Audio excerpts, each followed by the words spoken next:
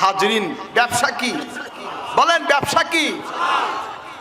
যারা হালাল, যারা সৎ ব্যবসায়ী, তাদের হাসর হবে কার সাথে?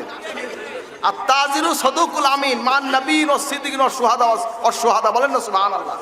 তাদের হাসর হবে নবী, সিদ্দিক, শহীদদের সাথে, বলেন না সুবহানাল্লাহ। ওজনে কি কম দেবেন না বেশি দেবেন? নিয়ম মোতাবেক দেবেন, নিয়ম মোতাবেক। কথা বোঝেন নাই?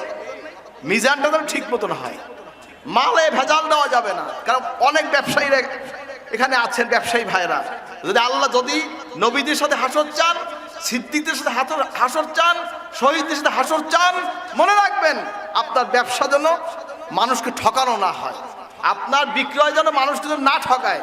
এই জন্য হালাল বিজনেস করবেন, হালাল উপার্জন করবেন, হালালভাবে খাবেন। আল্লাহ কবুল করবেন, আমিন।